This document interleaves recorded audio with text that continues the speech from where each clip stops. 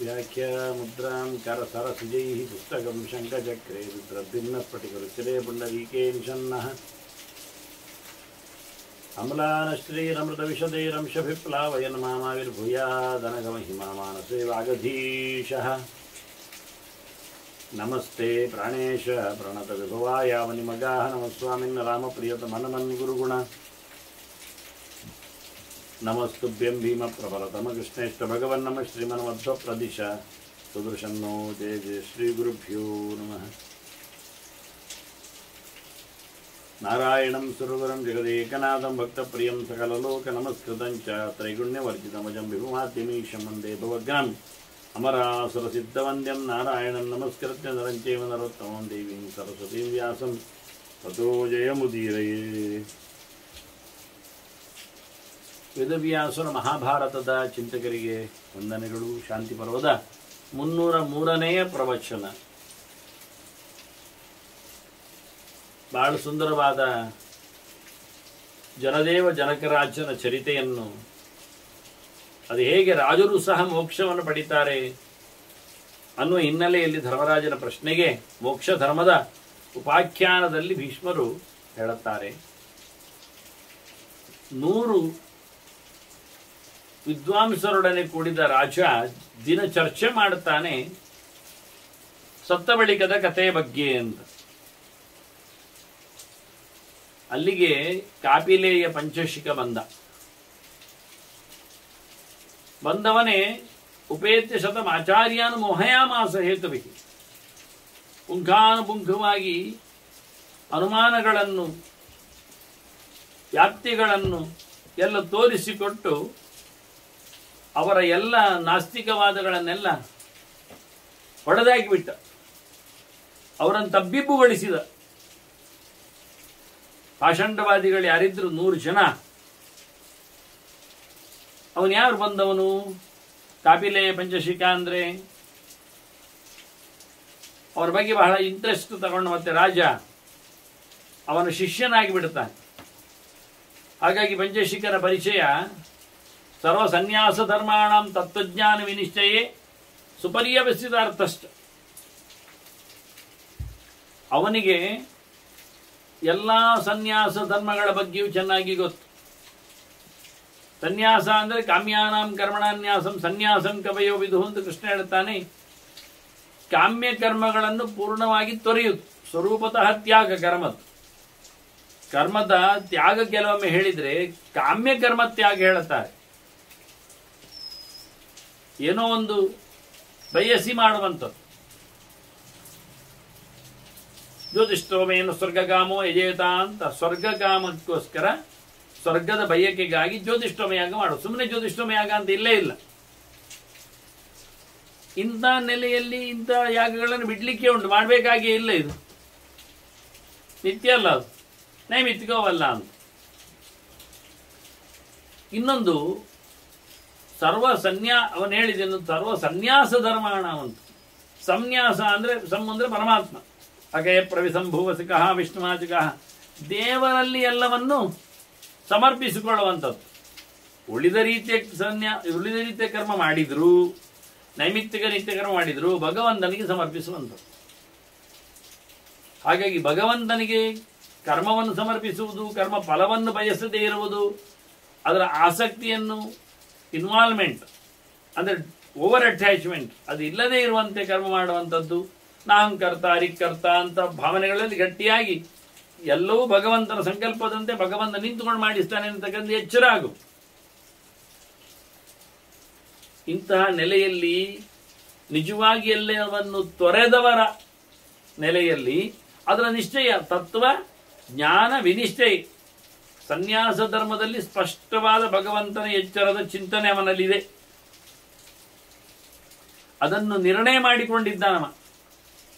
ಹಾಗಾಗಿ ಪರ್ಯವಸಿತ ಅರ್ಥಶ್ಚ, ಅವನಿಗೆ ಅದರದ್ದು ಕೊನೆ ಗೊತ್ತೊಂದು, ನಿರ್ಣಯ ಗೊತ್ತೊಂದು. ಅಂತವನು ಪಂಚಶಿಖಾವು ನಿರ್ದ್ವಂದ ನಷ್ಟ ಸಂಶಯ. ಅವನು ಯಾವ ವಿಷಯದಲ್ಲಿಯೂ ಸಂಶಯ ಇಲ್ಲ, ದ್ವಂದ್ವಾತೀತನಿದ್ದಾನೆ. ಸುಖ ದುಃಖಗಳಾಗಲಿ, ಲಾಭಾಲಾಭ ಆಗಲಿ, ಜಯಾಪಜಯ ಆಗಲಿ ಯಾವುದರಲ್ಲಿ ಅವನು ಹೆಚ್ಚು ಕಡಿಮೆ ಆಗಿಕೊಳ್ಳದೆ ಯೋಗದ ಮಾರ್ಗದಲ್ಲಿ ನೆಲೆಗೊಂಡಿದ್ದಾನವನು. ಅವನನ್ನು ದೊಡ್ಡ ಋಷಿ ಅಂತ ಕರೀತಾರೆ. ಋಷೀಣಾಂ ಆಹುರೇಕಮ್ಯಂ. ಯಾ ಅಂದ್ರೆ ಜ್ಞಾನಿ ಅಂತ ಅರ್ಥ ಅಲ್ವಾ? ಅಷ್ಟೇ ಅಲ್ಲದೆ ಎಲ್ಲೆಡೆ ತಿರುಗುವ ಅಂತ ಅರ್ಥ. ಇವ ಎಲ್ಲೆಡೆ ತಿರುಗ್ತಾ ಇರುವವ ಇವ. ಇಲ್ಲಿ ಮತ್ತೆ ಬಂದಿದ್ದಾನೆ ಅಚಾನಕವಾಗಿ ಇವರಲ್ಲಿಗೆ. ಮತ್ತಿವನು ಋಷಿಗಳಲ್ಲಿ ಮುಖ್ಯ, ಮೊದಲಿಗ. ಇವನಿಗೆ ಸಮನಾದ ಇನ್ನೊಬ್ಬ ಇಲ್ಲ, ಒಬ್ಬನೇ. ಅಂತಹ ವ್ಯಕ್ತಿ ಕಾಮಾದವಸಿತಂ ನೃಷು. ಮನುಷ್ಯರ ಪಾಳ್ಯದಲ್ಲಿ, ಮನುಷ್ಯರ ಕಡೆಯಲ್ಲಿ, ಹತ್ತಿರದಲ್ಲಿ ಯಾಕೆ ಇರ್ತಾನೆಂದರೆ ಅವನಿಷ್ಟ, ದೇವರ ಸಂಕಲ್ಪ. ಏನನ್ನು ಯಾವುದಕ್ಕೂ ಅವನು ಬಯಸಿಕೊಂಡು ಇವರಲ್ಲಿ ಇರುವುದೂ ಅಲ್ಲ, ಹೆಸರಿಗಾಗಿ, ಪ್ರಾರಬ್ಧದ ಸಮೇತಕ್ಕಾಗಿ, ಇನ್ನು ಜನನ ಅನುರಾಗಕ್ಕಾಗಿ ಎಂಥದೂ ಇಲ್ಲ. ಇಲ್ಲೇ ಇರ್ತಾನೆ. ಶಾಶ್ವತಂ ಸುಖಮತ್ಯಂತಂ ಅನ್ವಿಚ್ಛಂತಂ ಸುದುರ್ಲಭಂ. ಒಟ್ಟು ಅವನು ಹುಡುಕ್ತಾ ಇದ್ದಾನೆ ಸುಖವನ್ನು. ಶಾಶ್ವತವಾದ ಸುಖ ಅದು ಯಾರಿಗೂ ಸಿಗಲಾರದಂಥದ್ದಾಗಬೇಕು. ಅತ್ಯಂತ ದೊಡ್ಡ ಮೊತ್ತದ್ದು ಅಂಥದ್ದನ್ನು ಹುಡುಕ್ತಾ ಇದ್ದಾನವ. ನಿಜವಾಗಿ ಕಾಪಿಲೆಯ ಅಂದಾಗ ಕಪಿಲನ ಮತ ಪ್ರವರ್ತಕನಾಗಿ ಅನುಯಾಯಿಯಾಗಿ ಬಂದವ ಅಷ್ಟೇ ಅರ್ಥ ಅಲ್ಲ ವಿಷಯ. ಇನ್ನು ಬೇರೆ ಚೌಕಟ್ಟಿನಲ್ಲಿ ಅವನ ಪರಿಚಯವನ್ನು ಮಾಡಿಸ್ತಾರೆ. ಯಮಾಹು ಕಪಿಲಂ ಸಾಂಖ್ಯಾ ಪರಮರ್ಷಿಂ ಪ್ರಜಾಪತಿ. ಮೊದಲಿಗೆ ಕಪಿಲ ಋಷಿ, ಕಪಿಲ ಪರಮಾಚಾರ್ಯ ಅಂತ ಹೇಳಿದಾಗ ಮಹರ್ಷಿ ಕಪಿಲಾಚಾರ್ಯ ಅಂತ ಮಹರ್ಷಿ ಇದ್ದಾನೆ. ದೇವಹೂತಿ ಕರ್ದಮರಲ್ಲಿ ಭಗವಂತ ಕಪಿಲ ನಾಮಕನಾಗಿ ಬಂದಿದ್ದಾನೆ. ಇಡೀ ಜಗತ್ತನ್ನು ಸಾಂಖ್ಯದಲ್ಲಿ, ಸಂಖ್ಯೆಯ ಚೌಕಟ್ಟಿನಲ್ಲಿ ಹೇಳುತ್ತಾನೆ. ಪರಮಾತ್ಮನ ಎಚ್ಚರವನ್ನು ಕರುಣಿಸ್ತಾನೆ. ಶುದ್ಧಾತ್ಮ ತತ್ವ ವಿಜ್ಞಾನಂ ಸಾಂಖ್ಯಮಿತ್ಯ ವಿಧೀಯತೆ ಅಂತೇಳಿ. ಸಾಂಖ್ಯ ಅಂದರೆ ಸಮ್ಯಕ್ ಖ್ಯಾನಂ, ಖ್ಯಾತಿ ಅಂದರೆ ಜ್ಞಾನ, ತಪ್ಪು ಅರಿವು ಇಲ್ಲದೆ ಇರುವುದು. ಶುದ್ಧವಾದ ಸರಿಯಾದ ವಸ್ತುವಿನ ಪ್ರಕಾರವಾದಂತಹ ಅರಿವು ಯಾರಲ್ಲಿ ಉಂಟು ಅವನು ಸಾಂಖ್ಯನಾಗ್ತಾನೆ. ಅಂತ ಅರಿವನ್ನು ಕೊಡುವ ಶಾಸ್ತ್ರ ಸಾಂಖ್ಯಶಾಸ್ತ್ರ ಆಗ್ತದೆ. ಇದು ಕಪಿಲನ ಸಾಂಖ್ಯಶಾಸ್ತ್ರ. ಕಪಿಲ ಭಗವಂತ. ಇನ್ನೊಬ್ಬ ಋಷಿ ಇದ್ದಾನೆ. ಈ ಭಗವಂತನಿಗೂ ಆಸುರಿ ಅಂತ ಶಿಷ್ಯ ಇದ್ದಾನೆ, ಅವನಿಗೆ ಪಂಚಶಿಖ ಅಂತ ಶಿಷ್ಯ ಇದ್ದಾನೆ. ಆ ದೇವರನ್ನು ಒಪ್ಪದ ಕಪಿಲ ಎನ್ನತಕ್ಕಂಥ ಋಷಿಗೂ ಒಬ್ಬ ಶಿಷ್ಯ ಇದ್ದಾನೆ, ಆಸುರಿ. ಅವನ ಶಿಷ್ಯನು ಪಂಚಶಿಖ ಇದ್ದಾನೆ. ಅವನು ತಪಸ್ಸು ಮಾಡಿ ಇಬ್ರು ಕೇಳಿಕೊಂಡರು, ನನಗೆ ದೇವರಂತದ್ದೇ ಹೆಸರು ಬರಬೇಕು, ನನ್ನ ಋಷಿಗಳಿಗೂ ಪರಂಪರೆಗೂ ಹಾಗೆ ನಮ್ಮಲ್ಲಿ ಇರಬೇಕು ಅಂತ. ಹಾಗೆ ಆಯ್ತು ಅಂತ ಋಷಿ ಆದವ. ಹೆಸರು ಕಪಿಲ ಅಂತ ಒಬ್ಬ ಬೇರೆ ಸಾಂಖ್ಯಾಚಾರ್ಯಸ್ತು. ನಿಜವಾಗಿ ಕಪಿಲೋನ್ಯೋ ಜಗಾದಹ ಅಂತಾರೆ. ಎರಡು ಕಪಿಲರಿದ್ದಾರೆ. ಒಬ್ಬ ಅದೇ ಹೊತ್ತಿನಲ್ಲಿ ಇತಿಹಾಸದಲ್ಲಿ ಮೋಸಗೊಳಿಸಲು ಬಂದವ, ಇನ್ನೊಬ್ಬ ಭಗವಂತ ಕಾಪೀಲ. ಕ ಅಂದ್ರೆ ಸುಖ, ಪಾಲ ಅಂದ್ರೆ ಪಾಲನೆ, ಲ ಅಂದ್ರೆ ಲಯ. ಇದ್ದ ಜಗತ್ತನ್ನು ಆನಂದವಾಗಿ ವಿಹರಿಸಿ ಕೊನೆ ಮಾಡ್ತಾನೆ, ಮತ್ತೆ ತರ್ತಾನೆ ಅಂತ. ಸೃಷ್ಟಿ ಲಯ ಪ್ರಭವ ಪ್ರಳಯಸ್ತತ ಅಂತ ಕೃಷ್ಣ ಹೇಳಿದಾಗೆ ಇದೇ ಜಗತ್ತಿನ ಆಗು ಹೋಗುಗಳು ನನ್ನ ಕೈಯಲ್ಲಿವೆ ಅಂತ ಅದನ್ನೇ ಕಪಿಲ ಶಬ್ದ ಹೇಳ್ತದೆ. ಕಪಿಗಳು ಅಂದ್ರೆ ಒಳ್ಳೆ ಸುಖವನ್ನು ಪಾನ ಮಾಡುವವರು ಅಂತ ಅರ್ಥ. ಕಪಿಗಳು ಅಂದ್ರೆ ಅವರನ್ನು ತನ್ನೆಡೆಗೆ ಸೆಳೆದುಕೊಂಡವ. ಯಾರವರು? ಕಪಿಗಳು. ಸುಖಪಾನ ಮಾಡಿದವರು ಮುಕ್ತರು. ಒಂದು ಚೂರು ದುಃಖ ಇಲ್ಲದ ಪೂರ್ಣವಾದಂತಹ ಸುಖ ಅಂತ ಅನುಭವವುಳ್ಳ ಮುಕ್ತರಿಗೆ ಒಡೆಯನಿದ್ದಾನಿವ. ಅಂತಹ ಪರಮರ್ಷಿ ಇವನನ್ನು ಕರೆಯುವ ಕ್ರಮ. ಹೌದು, ದೇವರೇ ಇಡೀ ಜಗತ್ತಿನ ಒಡೆಯನಾಗಿದ್ದಾನೆ. ಅವನೇ ಇವನಾಗಿ ಕಾಣ್ತಾನೆ ಕೆಲವರಿಗೆ. ಸಮೇತ್ಯ ತೇನ ರೂಪೇಣ ವಿಸ್ಮಾಪಯತಿ ಸ್ವಯಂ. ಮೂಲ ಕಪಿಲಾಚಾರ್ಯನ ಹಾಗೆ ಇವನದ್ದು ಕತೆ. ಇವನ ನಿಜವಾಗಿ ಮುಂದುವರಿಕೆದ್ದಾಗಿದ್ರು, ಶಿಷ್ಯ ಪ್ರಶಿಷ್ಯನಾಗಿ ಬಂದಿದ್ರು ಇವ. ಆದರೆ ಕಾಣುವಾಗ ಜನರಿಗೆಲ್ಲ ಕಪಿಲನಾಗಿ. ಆದ್ರಿಂದ ಇವ ಕಾಪಿಲೇಯ ಪಂಚಶಿಖ ಹೇಳಿದ್ರೆ ಅದು ಒಂದು ಮುಖ್ಯ ಅರ್ಥ ಇದೆ ನೋಡಿಕೊಳ್ಳಿಕ್ಕೆ. ಮುಖ್ಯ ಅರ್ಥ ಬೇರೆ ಉಂಟಾದರೂ ಇದು ಒಂದು ಸತ್ಯವೇ. ಪಂಚಸ್ರೋತಸಿಯ ಇವನ ಬಗ್ಗೆ ಒಂದು ಹಿಂದಿನ ಮಾತು ಹೇಳ್ತಾರೆ. ಇವನ ಗುರು ಯಾರು ಅಂತ? ಆಸುರಿ. ಕಪಿಲ, ಆಸುರಿ, ಪಂಚಶಿಖ. ಇದು ಭಗವಂತ, ಶಿಷ್ಯ, ಪ್ರಶಿಷ್ಯ. ಅದರಂತೆ ಇನ್ನೊಬ್ಬ ಕಪಿಲ ಇದ್ದಾನೆ. ಅವನು ದೇವರ ಹೆಸರನ್ನು ಕದ್ದವ, ಹಾಗೆ ಹೊರ ಕೇಳಿದವ, ನನ್ನ ಅದೇ ಹೆಸರು ಕೊಡಿ ಅಂತ, ಶಿಷ್ಯನಿಗೂ ಪ್ರಶಿಷ್ಯನಿಗೂ ಅಂತ. ಆದ್ರಿಂದ ಅಲ್ಲಿಯೂ ಸಹ ಆಸುರಿ ಮತ್ತೆ ಪಂಚಶಿಖ ಇದ್ದಾರೆ. ಆದ್ರೆ ಇವರು ಯಾರು ದೇವರನ್ನು ಒಪ್ಪುವುದಿಲ್ಲ, ನಾಸ್ತಿಕರು. ಇಲ್ಲಿ ಬಂದದ್ದೆಲ್ಲ ಆಸ್ತಿಕ ಚಿಂತನೆ. ಇವ ಒಪ್ಪಿಸಿ ಅವರನ್ನು ಮಾತಾಡಿಸ್ತಾನೆ. ಆ ರೀತಿಯಾದಂತಹ ವಚನವನ್ನು, ಲಿಂಗವನ್ನು ಇಲ್ಲಿ ದುಡಿಸಿಕೊಳ್ಳುತ್ತಾನೆ. ಅದರಿಂದ ಪರಮರ್ಷಿಯಾಗಿರತಕ್ಕಂಥ ಕಪಿಲಾಚಾರ್ಯರು ಲೋಕಕ್ಕೆ ಒಡೆಯರಿದ್ದಾರೆ. ಅವರ ಹಾಗೆ ಇವಂತೆ ನೋಡ್ಲಿಕ್ಕೆ ಹೋದ್ರೆ ಅದೇ ಲೆಕ್ಕ. ಹಾಗಾಗಿ ಮತ್ತೊಮ್ಮೆ ಕಪಿಲ ಬಂದಾಗಿ ಜನರಿಗೆ ಸಂಶಯ ಬರ್ತಿತ್ತಂತೆ, ಬೆರಗು ಗಣ್ಣಿನಿಂದ ನೋಡ್ತಿದ್ರಂತೆ. ಸಮೇತ್ಯದೇನ ರೂಪೇಣ ವಿಸ್ಮಾಪಯತಿ ಸ್ವಯಂ, ಎಲ್ಲರನ್ನು ಬೇಸ್ತುಗೊಳಿಸ್ತಿದ್ದ ಸ್ವಯಂ ಕಪಿಲನಾಗಿ ಕಾಣಲಿಕ್ಕೆ ಹೋಗಿ ಶಿಷ್ಯನ ಪ್ರಶಿಷ್ಯ ಪಂಚಶಿ. ಮತ್ತೆ ಶಿಷ್ಯ ಯಾರು ಹಾಗಾದ್ರೆ ಕಪಿಲನಿಗೆ? ಆಸುರಿ ಅನ್ನುವ. ಆಸುರೇ ಪ್ರಥಮಂ ಶಿಷ್ಯಂ ಯಮಾಹೋ ಚಿರಜೀವಿನಂ ಪ್ರೋವಾಚಾಸುರಯೇ ಸಾಂಖ್ಯಂ ತತ್ವಗ್ರಾಮ ವಿನಿರ್ಣಯಂ ಅಂತ ಕಪಿಲ ಬಗ್ಗೆ ಮಾತಾಡುವಾಗ ಆಸುರಿಗೆ ಹೇಳಿದ ಅಂತುಂಟು. ಇನ್ನೊಂದು ಕಡೆಯಲ್ಲಿ ಎಕ್ಸ್ಟೆನ್ಷನ್ ಹೇಳುವಾಗ ಚಿಂತನೆ ಎದು ಹೈ ಹೈ ಆದ್ಯಾಹ ಅಂತೇಳಿ ಯಾದವರನ್ನೆಲ್ಲ ಇಟ್ಕೊಳ್ತಾರೆ. ಹಾಗಾಗಿ ಅತ್ಯಂತ ಪ್ರಶಸ್ತನಾಗಿರತಕ್ಕಂತಹ ಲೋಕಪ್ರಸಿದ್ಧನಾದ ಆಸುರಿ ಕಪಿಲ ಮಹರ್ಷಿಯ ಭಗವಂತನ ಶಿಷ್ಯ. ಆ ಆಸುರಿಯು ಬಹಳ ವರ್ಷಗಳವರೆಗೆ ಯಜ್ಞ ಮಾಡಿದ್ದುಂಟವನು.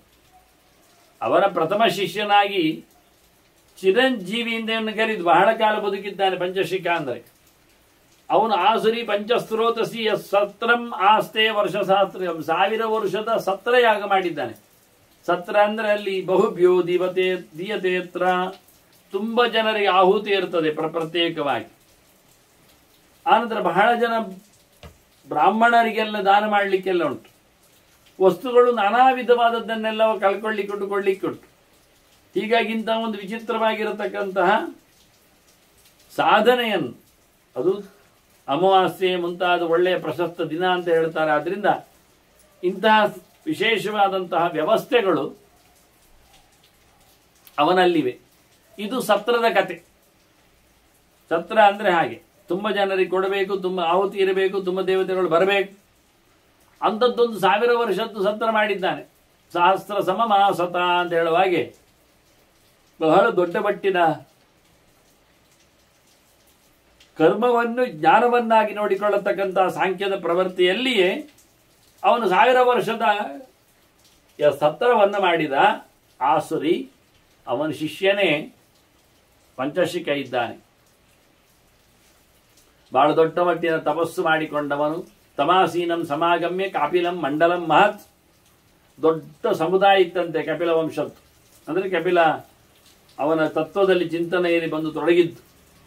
ಅಂತ ದೊಡ್ಡ ಗಡನಕ್ಕೆ, ಋಷಿ ಗಡನಕ್ಕೆ, ಸಾಂಖ್ಯ ಗಡನಕ್ಕೆ ಒಳ್ಳೆ ರೀತಿಯಿಂದ ಉಪದೇಶ ಮಾಡ್ತಿದ್ದಂತೆ ಆಸುರಿ ಕಪಿಲನ ನಂತರದಲ್ಲಿ. ಅದೇ ಕಪಿಲ ಸಗರರ 60,000 ಮಕ್ಕಳನ್ನು ಸಂಹಾರಗೊಳಿಸಿ ಬೂದಿ ಮಾಡಿದ್ದು, ಕೊನೆಗೆ ಭಗೀರಥ ಗಂಗೆ ಧರಿಸಿ ಉದ್ಧಾರ ಮಾಡಿದ ಕಥೆ ಅದು. ಅಲ್ಲಿ ಇದೇ ಕಪಿಲ ಭಗವಂತನೇ ಇದ್ದಾನೆ. ಇವನಲ್ಲಿಗೆ ಹೋಗ್ಲಿಕ್ಕೆ ಬಂದವ ರಹುಗಣ ಜಡಭರತನಿಗೆ ಸಿಕ್ಕಿತ್ತು. ಅದು ಇಲ್ಲಿ ಇವತ್ತು. ಈಗ ಇಂತಹ ಕಪಿಲ ಅವನ ಶಿಷ್ಯ ಮೊದಲನವ ಆಸುರಿ ಅಂತ. ಅವನಿಗೆ ತುಂಬ ಯಜ್ಞಯಾಗಗಳಲ್ಲಿ ನಿಂತು ಉಪದೇಶ ಮಾಡಿಕೊಂಡದ್ದರಿಂದ ಇವಂತು ಶಿಷ್ಯ ಚಿರಜೀವಿ ಪಂಚಶಿಖ. ಹಾಗಾಗಿ ಇವನು ಯಜ್ಞ ಮಾಡ್ತಾ ಬಂದವರಿಗೆಲ್ಲ ಕಪಿಲನ ಪಡೆಗೆ, ಅವರ ನಂಬಿ ಬಂದಿರತಕ್ಕಂಥ ಸಾಂಖ್ಯಾಚಾರ್ಯರಿಗಳಿಗೆಲ್ಲ ಭೂಯಶ್ಚ ತಪಸಾ ಆಸುರಿ ಪುರುಷಾವಸ್ಥಂ ಅವ್ಯಕ್ತಂ ಪರಮರ್ಶಂ ನ್ಯಮೇದೇತ್. ದೇವರ ದೊಡ್ಡತನವನ್ನು ಸ್ಪಷ್ಟ ಮಾಡ್ತಿದ್ದ. ಕಾರಣಗಳನ್ನೆಲ್ಲ ಹೇಳಿ ದೇವರು ಯಾಕೆ ದೊಡ್ಡವ ಅನ್ನುವುದನ್ನೆಲ್ಲ ತಿಳಿಸ್ತಾ ಇದ್ದ. ಅವನು ರಕ್ಷಣೆಗಾಗಿ ನಮ್ಮಲ್ಲಿ ಇರುವುದು. ವಿಶೇಷವಾಗಿ ಪುರುಷಾವಸ್ಥಂ ಅವ್ಯಕ್ತಂ, ಅವ್ಯಕ್ತನಿದ್ದಾನೆ. ಆದರೆ ಪ್ರತಿಯೊಬ್ಬನಲ್ಲಿಯೂ ಸಹ ರಕ್ಷಣೆಗಾಗಿ ನೆಲೆಗೊಂಡಿದ್ದ. ಕ್ಷೇತ್ರಜ್ಞ ಅವನೇ ಇದ್ದಾನೆ. ನಾವು ಬಾಡಿಗೆ ಮನೆಯಲ್ಲಿದ್ದಾಗೆ ದೇಹದಲ್ಲಿರು. ಈ ಚಿಂತನೆ ಜೊತೆಯಲ್ಲಿ ಜನರಿಗೆ ಹೇಳಿಕೊಡ್ತಾ ಇದ್ದವ ಎಲ್ಲ ಸಂಗತಿಗಳನ್ನು. ಯಜ್ಞವೂ ಮಾಡ್ತಾ ಇದ್ದ. ಇಷ್ಟ್ವಾ ಸತ್ರೇಣ, ಒಳ್ಳೆ ರೀತಿಯಿಂದ ಸಂಸಿದ್ಧ ಯಜ್ಞ ಮಾಡಿ ಒಳ್ಳೆ ಸಿದ್ಧಿಯಾಗಿದೆ. ಆದರೆ ಕರ್ಮ ಪ್ರಧಾನಲ್ಲಿಗೊಂಡು ಜ್ಞಾನವನ್ನು ಹೆಚ್ಚು ಆಯ್ಕೆ ಮಾಡಿ ಉಪದೇಶ ಮಾಡ್ತಾ ಇದ್ದಾನೆ. ಈ ರೀತಿಯಾಗಿ ಆಸುರಿ ಮಾಡಿದವ ಭೂಯಶ್ಚ ತಪಸ ಆಸುರಿ ತಪಸ್ಸಿನಿಂದಲೂ ಗಟ್ಟಿಯಾಗಿ ಕ್ಷೇತ್ರಜ್ಞೆಯೋರ್ ವ್ಯಕ್ತಿ ಭೂದೇ ದೇವದರ್ಶನಾಥ್ ಅವನಿಗೆ ದೇವರು ಪ್ರತ್ಯಕ್ಷ ಆಗಿದ್ದಾನೆ. ದೇವರ ನೋಡಿದ್ದರಿಂದ ಅವನಿಗೆ ದೇಹ ಯಾವುದು ಜೀವ ಯಾವುದು ಅಂತ ಗೊತ್ತಾಗಿದೆ, ದೇವರು ಯಾರು ಅಂತ ಅರ್ಥ ಆಗಿದೆ. ಹೀಗಾಗಿ ಅವರಲ್ಲಿರತಕ್ಕಂಥ ಭೇದದ ದರ್ಶನ ಅವನಿಗೆ ತಮ್ಮ ಆಸುರ ಭಾವದಲ್ಲಿ, ಆಸುರಿಗೆ ತಮ್ಮ ಆಸುರ ಭಾವವನ್ನು ಕಳ್ಕೊಂಡದ್ರಲ್ಲಿ ಆಗಿದೆ. ಅಂತ ಭಗವಂತನ ಬಗ್ಗೆ ಮಾತಾಡುವಾಗ ಅವನು ಹೇಳ್ತಾನೆ, ಎಷ್ಟು ಚೆನ್ನಾಗಿರ್ತಾನೆ ಭಗವಂತ ಅಂತ. ಎತ್ತದ ಏಕಾಕ್ಷರಂ ಬ್ರಹ್ಮ ನಾನಾ ರೂಪಂ ಪ್ರದರ್ಶ್ಯತೆ. ಒಂದೇ ಭಗವಂತ ಇದ್ದಾನೆ, ಒಂದು ಚೂರವನಲ್ಲಿ ವಿಕಾರಗಳಿಲ್ಲ, ಆದರೆ ವಿಶಿಷ್ಟವಾದ ಆಕಾರಗಳಿಂದ ಹಾಗಾಗಿ ಕಾಣಿಸಿಕೊಳ್ತಾನೆ ಅಂತ. ದೇವರು ಕಾಣಿಸಿಕೊಳ್ಳುವ ಬಗ್ಗೆ ಎತ್ತದ ಏಕಾಕ್ಷರಂ ಬ್ರಹ್ಮ, ಪ್ರಭುವುದು ಅಚ್ಚರಾದ ಭಗವಂತ. ಅದರಲ್ಲಿ ಅಕಾರ ಸರ್ವವಾಗಾತ್ಮ ಅಂತ ಎಲ್ಲ ಅಲ್ಲ ಅಲ್ಲ ಹೇಳುವುದರಿಂದ ದೇವರನ್ನು ಗುರುತಿಸಲಿಕ್ಕೆ ಬರ್ತದೆ ಅಂತ. ನಾವು ತಿಳಿದಿರುವಂತೆ ಪ್ರಪಂಚ ಅಲ್ಲ, ಪಂಚಭೂತಗಳಲ್ಲ, ಆಗು ಹೋಗುಗಳ ಸೊತ್ತುಗಳಂತೆಲ್ಲ, ಊಟ ಉಪಚಾರಗಳಂತೆಲ್ಲ ದೇವರು ಅಂತ ತಿಳ್ಕೊಂಡು ಅತ್ಯಂತ ಅವ್ಯಕ್ತನಾಗಿರತಕ್ಕಂಥ ಭಗವಂತ ಅವನು ಉತ್ತಮೋತ್ತಮವಾದ ನಮಗೆ ಮೋಕ್ಷಾದಿಗಳ ಸಾಧನೆಗೆ ಬೇಕು. ಹಾಗೆ ಚಿಂತನೆ ಮಾಡಲಿಕ್ಕೆ ಉಂಟು. ಅದನ್ನೆಲ್ಲ ಹೇಳ್ತಾ ಇದ್ದಾನೆ. ಯಜ್ಞಗಳಲ್ಲಿ ಉಪದೇಶ ಕೊಟ್ಟಿದ್ದಾನೆ. ಜನಕ ತಿಳ್ಕೊಂಡಿದ್ದಾನೆ ದೇವರನ್ನು ಕಂಡು. ಹಾಗೆ ಏಕಾಕ್ಷರಂ ಬ್ರಹ್ಮ ನಾನಾ ರೂಪ ಪ್ರದರ್ಶ್ಯತೆ. ಒಬ್ಬನೇ ದೇವರಾದರೂ ಬಹುರೂಪಗಳಲ್ಲಿ ಕಾಣಿಸಿಕೊಳ್ತಾನೆ. ಹೇಗಿರ್ತಾನೆ ಭಗವಂತ? ವಿಚಿತ್ರವಾಗಿ ಅವ ನೆಲೆಗೊಂಡಿರುವುದನ್ನು ಆಸುರಿ ತನ್ನ ಕಪಿಲ ಮಂಡಲದಲ್ಲಿ ಅದನ್ನು ಪ್ರಚಾರ ಮಾಡ್ತಾನೆ. ಆಸರಿಹಿ ಮಂಡಲೇ ತಸ್ಮಿನ್ ಪ್ರತಿಭೇದೆ ತಮವ್ಯಯಂ. ಆನಂತರ ಅಲ್ಲಿಯೇ ಆ ಸರ್ವೋತ್ತಮವಾದ ಭಗವಂತನನ್ನು, ವಿಕಾರ ಶೂನ್ಯನನ್ನು, ಅಪ್ರಾಕೃತನನ್ನು, ಭಗವಂತನನ್ನು ಪಡೆದಿದ್ದಾನೆ, ಕಂಡಿದ್ದಾನೆ. ಅಷ್ಟು ದೊಡ್ಡ ಮಟ್ಟಿನ ಸಾಧನೆಯನ್ನು ನಡೆಸಿದ್ದಾನೆ. ಅವನದ್ದೇ ಪ್ರಧಾನ ಶಿಷ್ಯನೇ ಪಂಚಶಿಖ. ತಸ್ಯ ಪಂಚಶಿಖ ಶಿಷ್ಯ ಮಾನುಷ್ಯ. ನಿಜವಾಗಿ ಅವನು ಪಂಚಶಿಖನು. ಈ ಮನುಷ್ಯ ಸ್ತ್ರೀಯ ಪಯಸಾಭೃತ ಹಾಲಿನಿಂದ ಅವನು ಬೆಳೆದಿದ್ದಾನೆ. ಅಂದ್ರೆ ಅದು ಬೇರೆ ತಾಯಿ, ಅವನ ತಾಯಿ ಅಲ್ಲ, ಹಡೆದ ತಾಯಿ ಅಲ್ಲ, ಯಾರನ್ನು ಹಡೆದಿರಬೇಕು. ಇವ ಮಗು, ಇವ ಅದರ ಹಾಲಿನಲ್ಲಿ ಬ್ರಾಹ್ಮಣಿ ಕಪಿಲ ನಾಮ ಕಾಚಿದಾಸೀತ್ ಗುಡುಂಬಿನಿ. ಅವಳು ಯಾರದ್ದ ಹೆಂಡತಿ. ಇವ ಅವಳಿಗೆ ಮಗುವಾಗಿದ್ದಾನೆ, ಮಗು ಮಾಡಿಕೊಂಡಿದ್ದಾನೆ. ಹಾಗಾಗಿ ಅವಳು ಹಾಲು ಕೊಟ್ಟಿದ್ದಾಳೆ. ಅವಳ ಹೆಸರು ಕಪಿಲ ಅಂತ ಬ್ರಾಹ್ಮಣ ಸ್ತ್ರೀಯ ಹೆಸರು. ಹಾಗಾಗಿ ಇವನಿಗೆ ಕಪಿಲೆ ಅಹೋ ಪಂಚಶಿಖ ಅಂತ ಕರೀತಾರೆ. ಕಪಿಲ ಎನ್ನತಕ್ಕ ಋಷಿಯ ಮಗ ಅಲ್ಲ, ಕಪಿಲೆ ಎನ್ನತಕ್ಕಂತಹ ಹೆಣ್ಣಿನ ಇವ ಕಡೆಯಿಂದ ಜನ್ಮವನ್ನು ಪಡೆದಿದ್ದಾನೆ. ಅಷ್ಟು ಅದ್ಭುತವಾದಂತಹ ವಿದ್ಯಾವಂತ ಅಂತ ಅನಿಸಿಕೊಂಡಿದ್ದಾನಿವ. ಅದರಿಂದ ಕಪಿಲೆಯನು ಒಂದು ದೃಷ್ಟಿಯಿಂದ ಕಪಿಲರ ಸಾಂಖ್ಯಶಾಸ್ತ್ರದ ಪ್ರವಚನಕಾರನಾದ ಆಸುರಿಯ ನಂತರದಲ್ಲಿ ಪ್ರವಚನಕಾರನಾಗಿರತಕ್ಕ ವಿನಯ ಪಂಚಶಿಖ. ಅವರ ನೇರವಾದಂತಹ ಗುರು ಮತ್ತೆ ಪರಮಗುರು ಅನ್ನುವ ನೆಲೆಯಲ್ಲಿ ಕಪಿಲಾಚಾರ್ಯ ಬರ್ತಾನೆ ಭಗವಂತ. ಹೀಗೆ ಈತ ಬಂದು ಜನಕನ ಸಭೆಯಲ್ಲಿ ಕೆಟ್ಟದಾಗಿ ಮಾತಾಡುವವರನ್ನೆಲ್ಲ ಪ್ರಶ್ನೆ ಹಾಕಿ ಅವರನ್ನು ಸೋಲಿಸಿ ರಾಜ ಭಾರಿ ಖುಷಿಯಾಗಿ ಇವನು ಬೆನ್ನ ಹಿಂದೆ ಬಂದುಬಿಟ್ಟಿದ್ದಾನೆ. ಜನಕಸ್ತು ಅವಿ ಸಂರಕ್ತ ಪೃಷ್ಠತೋನು ಜಗಾಮತಂ. ಇವ ಎಲ್ಲಿಗೆ ಹೋದ? ಜನಕ ರಾಜನ ಹಿಂದೆ ಬಂದ. ಜನದೇವ ಹಿಂಬದಿಯಿಂದಲೇ ಇದ್ದಾನೆ. ಯಾಕೆ ಕೇಳಿದರೆ ಭಗವಂತನ ಮೇಲೆ ಪ್ರೀತಿ. ಇವ ಹೇಳ್ತಾನೆ ದೇವರ ಸುದ್ದಿ, ನನಗೆ ದೇವರ ಸುದ್ದಿ ಬೇಕು. ಸಂರಕ್ತ ಸಮಂದ್ರೆ ಭಗವಂತ ನೀನು ನೋಡಿದ್ದೇವೆ ನಾವು, ಸಂಪೂರ್ಣನಾದವನು ಅಂತ. ಅವನ ಚಿಂತನೆಯಲ್ಲಿ ಅನುರಕ್ತನಾಗಿ ಇವನ ಬೆನ್ನ ಹಿಂದೆ ಹೋಗಿಬಿಟ್ಟಿದ್ದಾನೆ. ಹುಡುಕಲಿಕ್ಕೋಸ್ಕರ, ಅವನ ಬೆನ್ನ ಹಿಂದೆ ಕಲ್ಲೀಲಿಕ್ಕೋಸ್ಕರ ದುಂಬಾಲು ಬಿದ್ದಿದ್ದಾನೆ. ಅವನ 100 ಜನ ಇದ್ರಲ್ಲ ಅಂದ್ರೆ ಆ 100 ಜನ ಬಿಟ್ಟಿದ್ದಾನೆ. ಹೋಗಿರಿ ಮಂದೆ. ನಾಸ್ತಿಕವಾದವನ್ನು, ದೇವರ ವಿಷಯವನ್ನು ಬಿಡುವವರನ್ನು, ಶಾಸ್ತ್ರ ಪ್ರಾಮಾಣ್ಯ ಒಪ್ಪದಿರುವವರನ್ನು, ವೇದ ಇಲ್ಲದವರನ್ನು ಇವ ಚೆನ್ನಾಗಿ ಕರುಣಿಸಿಬಿಟ್ಟ. ಈಗ ಇವನ ಬೆನ್ನ ಹಿಂದೆ ಹೋಗಿದ್ದಾನೆ. ತಸ್ಮೈ ಪರಮಕಲ್ಯಾಯ ಪ್ರಣತಾಯ ಚ ಧರ್ಮತಃ ಬ್ರವೀತ್. ತದಯಂ ಮೋಕ್ಷಂ ಅಬ್ರವೀತ್ ಪರಮಂ ಮೋಕ್ಷಂ ಯತಃ ಸಾಂಖ್ಯಂ ವಿಧೀಯತೆ. ಶುದ್ಧವಾದ ತತ್ವಜ್ಞಾನವುಳ್ಳಂತೆ ಅವನಿಗೆ ಹೇಳಿಕೊಟ್ಟಿದ್ದಾರೆ. ಆ ತತ್ವಜ್ಞಾನದಿಂದ ಅವನು ಒಳ್ಳೆಯ ರೀತಿಯಿಂದ ಭಗವಂತನ ಧ್ಯಾನವನ್ನು ಮಾಡಿ ಎತ್ತರ ಏರಲಿಕ್ಕೆ ಬರ್ತದೆ. ಹೀಗಾಗಿ ಬಹಳ ಸ್ಪಷ್ಟವಾಗಿ ಅವನು ಕಾಲು ಹಿಡಿದಿದ್ದಾನೆ. ರಾಜ ಹೇಳಿಕೊಡುವಂತೆ ಕೇಳಿಕೊಂಡಿದ್ದಾನೆ, ದುಂಬಾಲು ಬಿದ್ದಿದ್ದಾನೆ. ಕೊನೆಗೆ ಅವನಿಗೆ ಪಂಚಶಿಖ ಆಶ್ರಯ ಶಿಷ್ಯ ಅವನು ಉಪದೇಶವನ್ನು ಕೊಟ್ಟಿದ್ದಾನೆ ಜನಕರಾಜನಿಗೆ.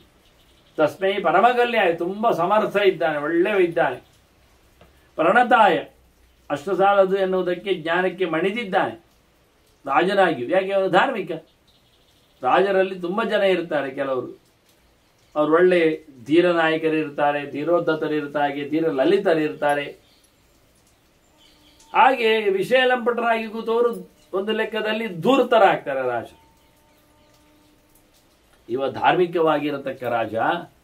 ಹಾಗಾಗಿ ಕೇಳಿದ್ದಾನೆ, ತಾನು ಮಾಡಲಿಕ್ಕೋಸ್ಕರ ಕೇಳ್ತಾನೆ, ಅದರದ್ದು ಗುಣಲಕ್ಷಣ ತಿಳ್ಕೊಳ್ತಾನೆ. ಅಬ್ರವೀತ್ ತದಯ ಪರಮಂ ಮೋಕ್ಷಂ ಯತಃ ಸಾಂಖ್ಯಂ ವಿಧೀಯತೆ. ಅದು ಪರಮೋಚ್ಚವಾದಂತಹ ಸಾಂಖ್ಯಶಾಸ್ತ್ರ ಹೇಳತಕ್ಕಂಥ ಮೋಕ್ಷವನ್ನು ತಿಳಿಸಿದ್ದಾನೆ ರಾಜನಿಗೆ.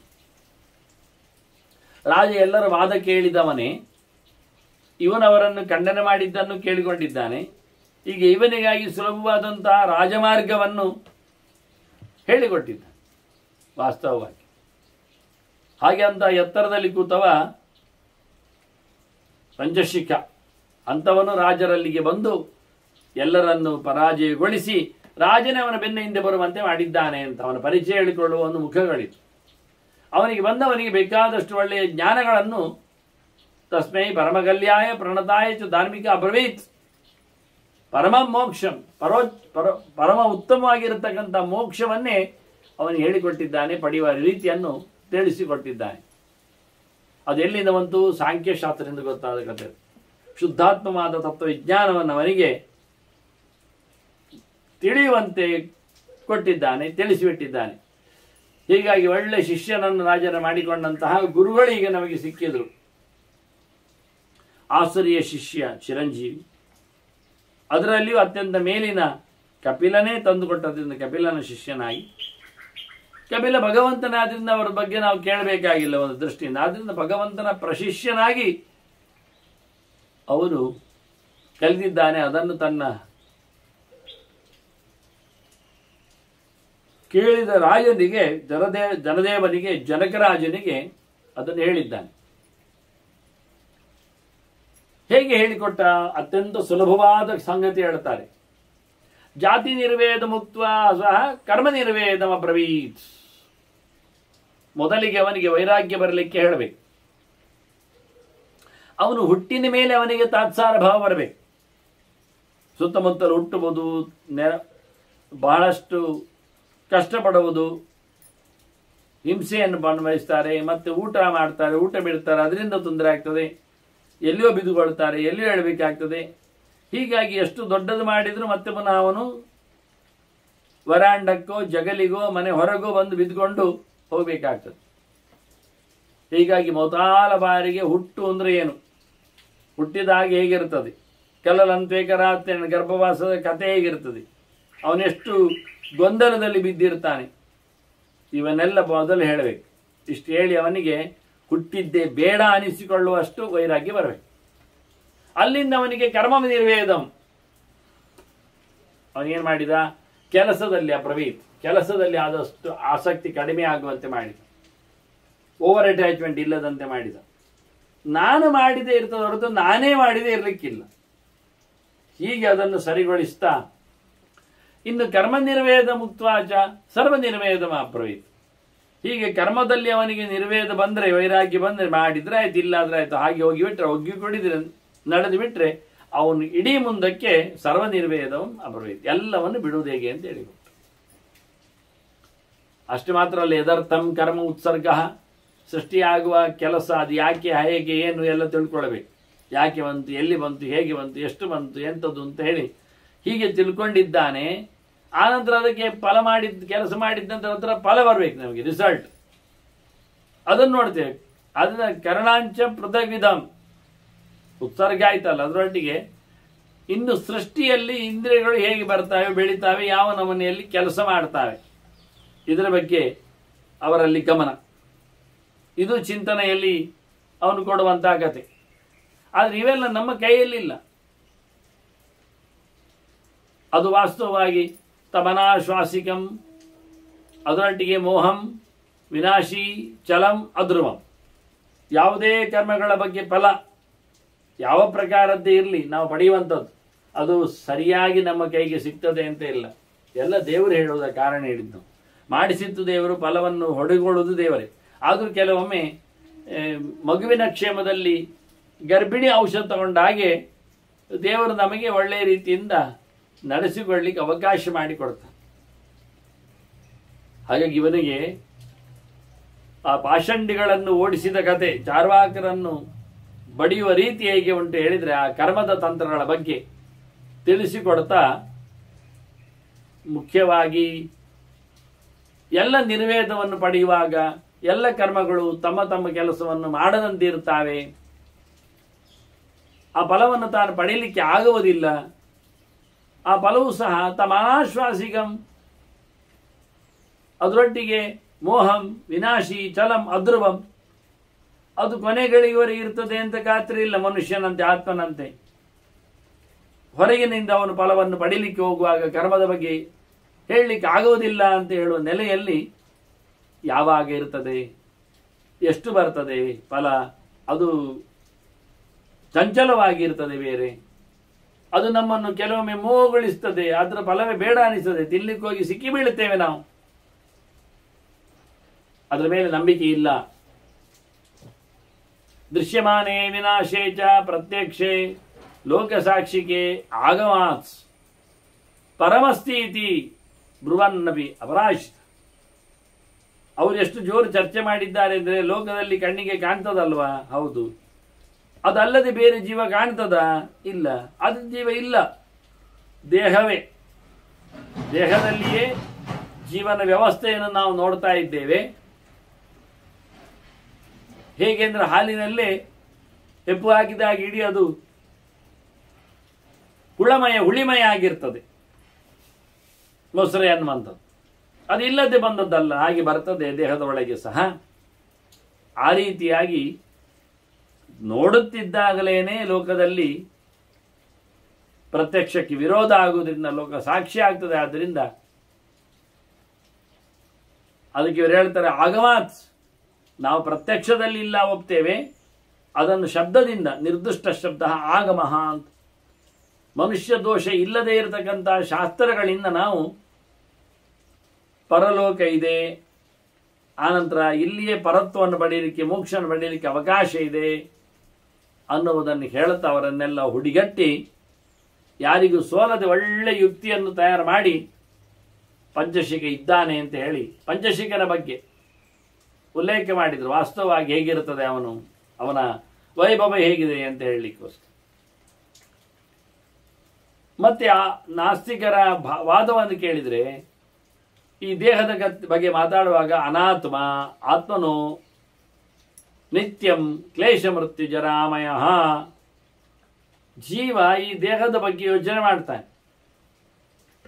ನಿತ್ಯ ಇದರಲ್ಲಿ ಸುಖ ಇಲ್ಲ, 24 ಗಂಟೆಯಲ್ಲಿ ಇಲ್ಲ, ಮರ ಅಂಟಿಸ್ತಾರೆ, ಇನ್ನೆನ್ನೋ ಕೆಲವೊಮ್ಮೆ ಜ್ವರ ಹಿಡಿತದೆ, ಮುದಿತನ ಬರ್ತದೆ, ಇನ್ನಿನ್ನು ಸಾವು ಬೇರೆ ಬರ್ತದೆ. ಇದೆಲ್ಲ ನೋಡಿಕೊಳ್ಳುವ ಮೂಲಕ ಈ ದೇಹ ಜಡಾಗಿದ್ದಾಗ ಈ ಜೀವನಿಗೆ ಇದೆಲ್ಲ ಬರುವುದು ಹೇಗೆ ಸಾಧ್ಯ ಆಗ್ತದೆ? ಇದನ್ನು ಯೋಚನೆ ಮಾಡಬೇಕಾಗ್ತದೆ. ಆದ್ದರಿಂದ ಅಜರೋಯಂ ಅಮೃತ್ಯಶ್ಚ ಅನ್ನುವ ನೆಲೆಯಲ್ಲಿ ಇದೆಲ್ಲವೂ ಸಹ, ಅದರಲ್ಲಿಯೂ ಜೀವ ಮತ್ತೆ ಅಲ್ಲಿರತಕ್ಕಂಥ ದೇವರು, ಅವರಿಬ್ಬರಲ್ಲಿ ಯಾವುದೇ ಕಾಲದಲ್ಲಿಯೂ ಮುದಿತನ ಇಲ್ಲ, ಸಾವಿಲ್ಲ, ಏಕಪ್ರಕಾರವಾಗಿ ಇರುತ್ತಾರೆ ಅನ್ನೋದು ಮುಖ್ಯವಾದಂತಹ ಧರ್ಮ. ಇದನ್ನು ಚೆನ್ನಾಗಿ ಅರ್ಥ ಮಾಡಿಕೊಂಡಾಗ ಅವನು ರಾಜನು ಸಮೇತ ಈ ವಿಷಯದಲ್ಲಿ ತಿಳ್ಕೊಂಡಿದ್ದಾನೆ, ಅವನು ನಮಗೆ ಪ್ರಮಾಣ ನೀಡ್ತಾನೆ, ಅವನಿಗೂ ಅದು ಗೊತ್ತಿದೆ ಅನ್ನೋ ನೆಲೆಯಲ್ಲಿ ಅವನನ್ನು ಉಲ್ಲೇಖ ಮಾಡಿ ತೋರಿಸಿಕೊಟ್ಟ. ವಾಸ್ತವವಾಗಿ ಲೋಕದ ಕಥೆ ಹೇಗಿರ್ತದೆ? ಈ ಅನಾತ್ಮವಾದದ್ದು ದೇಹ, ಅನಾತ್ಮ ಹಿ ಆತ್ಮನೋ ನಿತ್ಯಂ, ಜಡವಾದ ದೇಹ, ಅದರಲ್ಲಿ ಜೀವನ ವ್ಯವಸ್ಥೆ. ಇದು ಒಂದೇ ಅಲ್ಲ ಹೇಳಲಿಕ್ಕೆ ನಮಗೆ ಪ್ರತ್ಯಕ್ಷ ಬೇರೆ, ಪ್ರಮಾಣ ಇಲ್ಲ ಹೇಳಿದ್ರು ಆಗಮದಿಂದ ಶಾಸ್ತ್ರಗಳಿಂದ ನಾವು ಪ್ರತ್ಯೇಕವಾಗಿ ಅವನನ್ನು ಗಮನಿಸ್ತೇವೆ, ಗುರುತಿಸ್ತೇವೆ. ಹೇಗಿದ್ದಾನವನು, ಹೇಗೆ ಬರ್ತಾನೆ. ಒಂದೊಮ್ಮೆ ಲೋಕದಲ್ಲಿ ದೇಹಕ್ಕಿಂತ ಭಿನ್ನನಾದಂತಹ ಜೀವ ಇದ್ರೆ ಸಿಗಬಹುದಿತ್ತು ಅಂತ ಹೇಳುವುದಲ್ವ. ನೋಪಲಭ್ಯತೆಯ ಲೋಕೆ ಅಂತ. ಲೋಕದಲ್ಲಿ ಎಂತ ಮಾಡಿದ್ರು ಸಹ ಅತದೇ ದೇವಂ ಅಸ್ತಿ, ಹೀಗೆ ಒಂದೊಮ್ಮೆ ಉಂಟು ಅಂತಾದ್ರೆ ಎಲ್ಲಿ ಆದ್ರೂ ಕಾಣಬಹುದಿತ್ತು ಅಂದ್ರೆ ಕಾಣದೇ ಇರತಕ್ಕ ಸಂಗತಿ ಇರಬಹುದಲ್ಲ. ಅವಿನಾಶಿಯಾದ ಸಂಗತಿಗಳು ಇರ್ತದಲ್ಲ, ಇರ್ತದೆ ಅಂತ ಶಾಸ್ತ್ರಕಾರರು ಹೇಳಿಬಿಟ್ಟಿದ್ದಾರಲ್ಲ, ತೋರಿಸಿಕೊಟ್ಟಿದ್ದಾರಲ್ಲ. ಆದ್ದರಿಂದ ಸ್ಪಷ್ಟವಾದಂತಹ ವ್ಯವಸ್ಥೆಯಲ್ಲಿ ಎಲ್ಲರಿಗೂ ನಂಬಿಕೆ ಇದೆ. ರಾಜನ ಬಗ್ಗೆ ಚಿಂತನೆ ಮಾಡುವಾಗಲೇ ಹಾಗೆ. ಮತ್ತೆ ಅಸ್ತಿ ನಾಸ್ತಿ ಇತಿ ಚೇತದ್ ತಸ್ಮಿನ್ ಅಸತಿ ಲಕ್ಷಣ. ಉಂಟು ಇಲ್ಲ, ಉಂಟು ಇಲ್ಲ, ಅವರಿಗೆ ಇಲ್ಲ. ಯಾಕೆ? ಪ್ರಮಾಣ ಇಲ್ಲ ಅವರಿಗೆ, ಅದರ ಬಗ್ಗೆ ಅರ್ಥ ಆಗಲಿಲ್ಲ, ಅದನ್ನು ನೋಡೋದಿಲ್ಲ, ಅದರಿಂದ ಇಲ್ಲ. ಇವರಿಗೆ ಪ್ರಮಾಣ ಇದೆ, ನೋಡಿದ್ದಾರೆ, ಕೇಳಿದ್ದಾರೆ, ಅದರಿಂದ ಪ್ರತ್ಯಕ್ಷ ವೆಚ್ಚ ಪ್ರಾಮಾಣ್ಯ ಸದೈವ ಆಗಮಸ್ಯ. ಕಣ್ಣಲ್ಲಿ ನೋಡಿದಾಗೆ ಕಿವಿಯಲ್ಲಿ ಕೇಳಿದ್ದಕ್ಕೂ ಪ್ರಮಾಣ ಇರಲಿಕ್ಕೆ ಹೋಗಿ ಆಗ್ತದಲ್ಲ, ಆಗ್ಬೇಕಲ್ಲ ಅಂತ. ಕಿಮದಿಷ್ಟಾಯ ತತ್ ಬ್ರೂಯಾತ್, ಹೇಗಿರ್ತಾನೆ, ಏನನ್ನು ಆವರಿಸಿಕೊಂಡಿರ್ತಾನೆ, ಎಲ್ಲಿ ಬರ್ತಾನೆ, ಇದೇನು ಕತೆ ಇರ್ತದೆ ಅನ್ನೋದನ್ನು ಪ್ರಶ್ನಿಸಲಿಕ್ಕೆ ಇರ್ತದೆ. ಹಾಗಾಗಿ ಲೋಕಯಾತ್ರಾ ವಿನಿಶ್ಚಯಂ, ಇಲ್ಲಿಂದ ಪರಲೋಕಕ್ಕೆ ಹೋಗುವುದು, ಸಾಧನೆ ಮಾಡುವುದು, ಕರ್ಮತಂತ್ರಗಳು ಉಳಿಯುವುದು, ಉತ್ತಮ ಲೋಕವನ್ನು ಪಡೆಯುವುದು, ಮೇಲಕ್ಕೆ ಬರ್ತಾನೆ, ಇವೆಲ್ಲವನ್ನು ಚಿಂತನೆ ಮಾಡುವಾಗ ಪ್ರತ್ಯಕ್ಷ ಅಲ್ಲದಿದ್ರೂ ಅನುಮಾನದಿಂದ ಅಸಾಧ್ಯ ಮಾಡಲಿಕ್ಕೆ ಬರ್ತದೆ. ಪ್ರತ್ಯಕ್ಷ ಎನ್ನುವುದು ಅತ್ಯಂತ ಸೂಕ್ಷ್ಮ ವಿಷಯದಲ್ಲಿ ಸೋಲ್ತದೆ ಎನ್ನುವುದು ಸತ್ಯ. ಆದರೆ ಅದು ಒಂದೇ ಪ್ರಮಾಣ ಆಗುವುದಲ್ಲ. ಸಿದ್ಧಾಂತ ಮಾಡಲಿಕ್ಕೆ ಈಗ ಕೃತಾಂತ ಐತಿಹ್ಯಯೋರಪಿ ಪ್ರತ್ಯಕ್ಷಂ ಹೇತಯೋಹೋ ಮೂಲಂ. ಕೃತಾಂತ ಅಂದ್ರೆ ಒಂದು ದೃಷ್ಟಿಯಿಂದ ಮಾಡಿದ್ದರ ಫಲ ಅಥವಾ ಅದರ ಕೊನೆ, ಹಿಂದೆ ಹೇಳಿದಾಗ ಫಲೋದಯಕ್ಕೆ. ಅದರಂತೆ ಐತಿಹ್ಯ ಹೀಗೊಂದು ನಡೆದಿದೆ ಘಟನೆ ಅಂತ ಹೇಳಿಕೊಂಡು ಅದರ ನಂತರದಲ್ಲಿ ಆಗತಕ್ಕಂತಹ ವ್ಯವಸ್ಥೆಗಳನ್ನು ನೋಡಿ ಕಲಿಯುವಂತಹ ಕ್ರಮ. ಐತಿಹ್ಯಕ್ಕೂ ಒಂದು ಪ್ರಮಾಣ ಅಂತಲೇ ಹೇಳ್ತಾರೆ, ನಡೆದದ್ದನ್ನು ಹೇಳುವುದು ದೃಷ್ಟಾಂತದಂತೆ ಅಂತ ಅರ್ಥದಲ್ಲಿ. ಕೃತಾಂತ ಅಂದ್ರೆ ಸಿದ್ಧಾಂತ, ಸಾಂಖ್ಯೆ ಕೃತಾಂತೆ ಪ್ರೋಕ್ತಾನಿ ಅಂತೇಳಿ ಕೃಷ್ಣನೇ ಆ ಶಬ್ದವನ್ನು ಬಳಸ್ತಾನೆ. ನಿರ್ಣಯ ಸಿದ್ಧಾಂತ ಅಂತ ಈ ಅರ್ಥ ಮಾಡಿಕೊಂಡಾಗ ಮುಖ್ಯವಾಗಿ ಎಷ್ಟು ಬಲ ಬರ್ತದೆ, ಎಷ್ಟು ಬೆಲೆ ಇದೆ ಎನ್ನುವುದು ಅರ್ಥ ಆಗ್ತದೆ. ಪ್ರತ್ಯಕ್ಷೇಣ ಆಗಮೋ, ಒಂದು ದೃಷ್ಟಿಯಿಂದ ಪ್ರತ್ಯಕ್ಷದಿಂದ ಆಗಮ ಅದು ಪ್ರತ್ಯೇಕವಾಗಿರ್ತದೆ. ಭಿನ್ನಂ ಕೃತಾಂತೋವ ನ ಕಷ್ಟ. ನಮ್ಮ ಪ್ರಯತ್ನದಿಂದಲೂ ನಾವು ವ್ಯತ್ಯಾಸವಾದಂಥ ಫಲವನ್ನು ಪಡೆಯುವಲ್ಲಿ ಅರ್ಥ ಮಾಡಿಕೊಳ್ತೇವೆ. ಅಲ್ಲೆಲ್ಲ ಎತ್ತರ ತತ್ರ ಅನುಮಾನೇ, ಅಲ್ಲಿ ಅನುಮಾನಿ ಮಾಡಿಕೊಳ್ಳಿಕ್ಕುಂಟು. ಕೃತಂ ಮತ್ತೆ ಭಾವಯೋತ್ವಪಿವ, ನಾವು ಮಾಡಿದ್ದರ ಪ್ರಯತ್ನದ ಮೇಲೆ ಅದರ ಬಗ್ಗೆ ನಾವು ಚಿಂತನೆ ಮಾಡಲಿಕ್ಕೆ ಬರ್ತದೆ. ಹೀಗಾಗಿ ಕೇವಲ ಪ್ರತ್ಯಕ್ಷದಿಂದ ಇಲ್ಲ ಹೇಳಿಕೊಳ್ಳುವ ಮೂಲಕ ಅಪಲಾಪ ಮಾಡಲಿಕ್ಕೆ ಸೂಕ್ಷ್ಮಾತಿ ಸೂಕ್ಷ್ಮವಾದ ಜೀವಗಳ ಬಗ್ಗೆ ಪ್ರಮಾಣಗಳು ಇರಲಿಕ್ಕಾಗಿ ಹೇಳಲಿಕ್ಕೆ ಹೋಗಿ ಅದನ್ನು ಸಿದ್ಧಪಡಿಸಬೇಕಾಗ್ತದೆ ಅಂತ. ಆದ್ದರಿಂದಲೇ ಇವ ಸೋಲಿಲ್ಲ. ಅವತ್ತಿನ ಮಾತುಕತೆಯಲ್ಲಿ ನೂರಾರು ಜನರಲ್ಲಿ ಈ ಪಂಚಶಿಕೆ ಹೇಗೆ ಹೇಳಿದ್ದಾನೆ ಅಂತ ಚಿಂತನೆಯಲ್ಲಿ ಭೀಷ್ಮರು ಇದನ್ನು ಎಳೆದು ತೋರಿಸುವ ಕ್ರಮ ಹೇಗಿರ್ತದೆ ಅಂತ. ಪ್ರತ್ಯಕ್ಷದಾಗ ಅಲ್ಲ ಆದರೂ ಪ್ರತ್ಯಕ್ಷದಾಗಿದೆ, ಜೀವನನ್ನು ದೇವರನ್ನು ಪ್ರತ್ಯೇಕವಾಗಿ ಗುರುತಿಸಲಿಕ್ಕೆ ಆಗ್ತದೆ ಅನ್ನುವುದನ್ನು ಅವರು ಹೇಳ್ತಾರೆ. ಮತ್ತೆ ಜೀವನ ಬಗ್ಗೆ ಹೇಳುವಾಗ ಅನ್ಯೋ ಜೀವ ಶರೀರಸ್ಯ ನಾಸ್ತಿಕಾನಾಂ ಮತೆ ಸ್ಮೃತ. ನಾಸ್ತಿಕರಲ್ಲಿ ದೇಹಕ್ಕಿಂತ ಭಿನ್ನವಾದ ಒಂದು ಆತ್ಮನ ಬಗ್ಗೆ ಅಸ್ತಿತ್ವದಲ್ಲಿ ಹೇಳುವುದಿಲ್ಲ. ಕಣ್ಣಿಗೆ ಕಾಣುವುದಿಲ್ಲ ಅಂತ ಅಷ್ಟೇ ಅವರು ಹೇಳೋದು. ಆದ್ರೆ ಅನುಮಾನದ ಕತೆ ಕೇಳ್ತೀರಾ? ಇಲ್ಲಿ ದೇವರ ಕಥೆಯನ್ನು ಉಲ್ಲೇಖ ಮಾಡಲಿಕ್ಕೆ ಬರ್ತದೆ. ರೇತೋ ಧಾತು ವಟಘಟಿಕ ಗಿರುತ ಧೂಮಾದಿವಾಸನಂ ಜಾತಿಸ್ಮೃತಿರೇಕಾಂತ ಸೂರ್ಯಕಾಂತೋಂಬುಭಕ್ಷಣಂ ಪ್ರೇತ್ಯಭೂತಾಪ್ಯೇಷ್ಟೈವ. ಇವೆಲ್ಲ ವಿಷಯಗಳು ಒಂದು ದೃಷ್ಟಿಯಿಂದ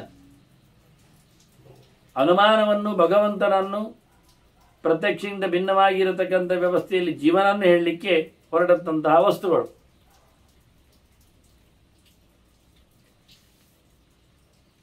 ಅದು ಹೇಗೆ ಕೇಳಿದರೆ, ಈಗ ಅದು 12 ವಿಷಯಗಳೆಲ್ಲ 12. ಒಂದು ರೇತಸ್ಸು ಹೆಣ್ಣಿನ ದೇಹದೊಳಗೆ ಹೋಗಿ ಗರ್ಭವನ್ನು ಮಾಡಿ ಮಗುವನ್ನು ಕೊಡ್ತದೆ. ಇದು ಹೆಣದಲ್ಲಿ ಆಗ್ತದ? ಜೀವ ಇಲ್ಲದೆ ಇದ್ದಲ್ಲಿ ಆಗುವುದಿಲ್ಲ. ರೇತಸ್ಸಿನ ಏನೊಂದು ಪರಿಣಾಮ ಇದೆ ಅಲ್ಲಿ ಆಗುವುದಿಲ್ಲ. ಅಲ್ಲ, ಜೀವ ಇದ್ದ ಎಲ್ಲ ಹೆಣ್ಣಿನ ದೇಹದಲ್ಲಿ ಆಗ್ತದ? ಇಲ್ಲ. ಅದರಿಂದ ಅದೃಷ್ಟವೂ ಬೇಕು, ಪ್ರತ್ಯೇಕವಾದ ದೇಹಕ್ಕಿಂತ ಬೇರೆಯಾದಂತಹ ಜೀವವೂ ಬೇಕು. ಅನುಮಾನದಿಂದ ಸಿದ್ಧ ಆಗುವುದೇನು? ರೇತಸ್ಸಿನಿಂದ ಸರ್ವತ್ರ ಸೃಷ್ಟಿ ಆಗುವುದೂ ಇಲ್ಲ. ಆತ್ಮಕ್ಕಿಂತ ಭಿನ್ನವಾದ, ದೇಹಕ್ಕಿಂತ ಭಿನ್ನವಾದ ಆತ್ಮ ಇಲ್ಲ ಅಂತ ಆದರೆ ಹೆಣದಲ್ಲಿ ಪ್ರಸಂಗ ಬರಬೇಕಾದ್ರಿಂದ ಅದು ಇಲ್ಲ, ಆದ್ರಿಂದ ಇಲ್ಲ. ಹಾಗೆ ಧಾತುಗಳು ದೇಹದಲ್ಲಿ ವಾತಪಿತ್ತ ಕಫಗಳು ಹೆಚ್ಚು ಕಡಿಮೆ ಆದರೆ ಹೆಚ್ಚು ಕಡಿಮೆ ಆಗ್ತದೆ. ಹೆಚ್ಚು ಕಡಿಮೆ ಕಾಣ್ತದ? ಕಾಣುವುದಿಲ್ಲ. ಅನುಮಾನದಿಂದ ಲಭ್ಯ ಆಗುವುದು. ಅವನಿಗೆ ಶೀತ ಹೆಚ್ಚಾಗಿದೆ, ಈಗ ವಾತ ಶುರುವಾಗಿದೆ, ಕಫ ಉಂಟು ಅಂತ ಹೇಳಿಕೊಳ್ಳುವುದು ಗೊತ್ತಾಗುವುದು ಅನುಮಾನದಿಂದ. ಅದರ ಎಫೆಕ್ಟ್ ಅಲ್ಲಿ ಇರ್ಲಿಕ್ಕೆ ಹೋಗಿ ಎಲ್ಲ ದೇಹದಲ್ಲಿಯೂ ಧಾತುಗಳು ಉಂಟಲ್ಲ, ಹೌದು, ಎಲ್ಲರಿಗೂ ಹೆಚ್ಚು ಕಡಿಮೆ ಆಗಲಿ ಆಗುವುದಿಲ್ಲ. ಅದಕ್ಕೆ ಅದೃಷ್ಟವೂ ಉಂಟು. ಅದರಿಂದ ಜೀವನಿಗೆ ಹಾಗಾದ್ರೆ ಅದು ವಾದಪಿತ್ತ ಕಫಗಳೆಲ್ಲ ಹೆಣಕ್ಕಾಗಿಲಿ ಅಂದ್ರೆ ಆಗುವುದಿಲ್ಲ. ಜೀವ ಬೇಕು. ಅನ್ನ ಜೀವ ಇದ್ದಲ್ಲಿ ಮಾತ್ರ ಆಗ್ತದೆ ಎನ್ನುವುದು ಅರ್ಥ ಆಗ್ತದೆ. ಹಾಗೆ ಒಟದ ಆಲದ ಬೀಜ ಕಂಡಾವಟ್ಟೆ ಅದರಲ್ಲಿ ಬೀಜಗಳು ಒಳಗಿರ್ತವೆ. ಎಲ್ಲ ಬೀಜಗಳು ಮರ ಆಗ್ತದ? ಇಲ್ಲ. ಮರ ಆಗ್ಲಿಕ್ಕೆ ಬೀಜ ಬೇಡವಾ? ಬೇಕೆ. ಬೀಜವನ್ನು ಹುರಿದಾಕಿದ್ರೆ ಆಗ್ತದ? ಇಲ್ಲ. ಅದರದ್ದೇ ಆಗಿರುವಂತಹ ಸತ್ವ ಇದ್ದರೆ ಮಾತ್ರ ಆಗ್ತದೆ. ಹಾಗೆ ಅದೃಷ್ಟದ ಆಟದಲ್ಲಿ ಅದರ ಪ್ರೋಗ್ರೆಸ್ ಮತ್ತೆ ಅದರಲ್ಲಿರತಕ್ಕಂಥ ಯೋಗ್ಯತೆ. ಹಾಗೆ ಘೃತ, ತುಪ್ಪದಿಂದ ದೇಹದಲ್ಲಿ ಸಮೃದ್ಧಿ ಆಗ್ತದೆ, ಶುದ್ಧನಿರ್ತಾನೆ, ಆರೋಗ್ಯವಂತನಿರ್ತಾನೆ. ಹೌದು, ಹೆಣಕ್ಕೆ ಕುಡಿಸುವ? ಆಗುದಿಲ್ಲ. ಅಲ್ಲ, ಎಲ್ಲರೂ ತುಪ್ಪ ಕುಡಿದ್ರು ಚೆನ್ನಾಗಿ ಕಾಣುವುದಿಲ್ಲಲ್ಲ, ಆಗುದಿಲ್ಲಲ್ಲ. ಅದು ಅವರ ಯೋಗ್ಯತೆ, ಅದು ದೇಹದಲ್ಲಿ ಸರಿದಾನೆ. ಈಗ ಅದನ್ನ ಅನುಮಾನ, ಅದೃಷ್ಟ, ದೇವರಾಟ, ಧೂಪಾದಿವಾಸನ. ಕೆಲವು ಮರಗಳಿಗೆ ಹೂ ಬಿಡಬೇಕಾದ್ರೆ ಹೊಗೆ ಹಾಕ್ಬೇಕು, ಸಾಮ್ರಾಣಿ ಹೊಗೆ, ಧೂಪ ಹಾಕ್ಬೇಕು. ಹಾಗೆ ಧೂಪ ಹಾಕಿದ್ರೆ ಎಲ್ಲ ಮರಗಳು ಹಣ್ಣು ಕೊಡ್ತಾವ? ಇಲ್ಲ. ಹಾಗದೇ ಇರಲಿಕ್ಕೆ ಇರುವುದಿಲ್ಲ. ಹಾಗಿದ್ದಂತ ಕೆಲಸ ಆಗುವುದು ಕಾಣ್ತದೆ. ಈಗ ಅನುಮಾನದಿಂದ ಭಗವಂತನನ್ನು ಚಿಂತನೆ ಮಾಡಲಿಕ್ಕೆ ಬರ್ತದೆ, ಕರ್ಮ ನಡೆಸತಕ್ಕಂಥ ಜೀವನನ್ನು ಸಹ ಅರ್ಥ ಮಾಡಲಿಕ್ಕೆ ಆಗ್ತದೆ. ಜಾತಿ ಸ್ಮೃತಿ ಕೆಲವರಿಗೆ ತಾನೇ ಯಾರೊಂದು ಗೊತ್ತಿರ್ತದೆ. ಗೊತ್ತಿದ್ದ ತಕ್ಷಣ ಹೇಳಿರ್ಬೇಕು ಅಂತಿಲ್ಲ. ಎಲ್ಲರೂ ಮರುಹುಟ್ಟು ಬಂದವರು, ಎಲ್ಲರಿಗೂ ಗೊತ್ತುಂಟಾ? ಗೊತ್ತಿಲ್ಲ. ಹೆಣ ಹೇಳ್ತದ? ಇಲ್ಲ. ಆತ್ಮ ಗೊತ್ತಿದ್ದರಿಗೆ, ಆತ್ಮ ಇದ್ದಕ್ಕೆ ಮಾತ್ರ ಅದು ಗೊತ್ತಾಗೋದು ತಾನು ಯಾರು, ಹಿಂದೆ ಏನು ಅಂತ, ಯಾವ ದೇಹ ಪಡೆದಿದ್ದೆ, ನಾಯಿ ಆಗಿದ್ನೋ ಹಂದಿ ಆಗಿದ್ನೋ ಅಂತೆಲ್ಲ. ಅಯಸ್ಕಾಂತ ಒಂದು ಜಡಕ್ಕೆ ಕಬ್ಬಿಣವನ್ನು ಎಳೆಯುವ ಸಾಮರ್ಥ್ಯ ಉಂಟು ಅಂತ ನಂಬ್ತೀರಾ? ಉಂಟಲ್ಲ ಅಯಸ್ಕಾಂತಕ್ಕೆ.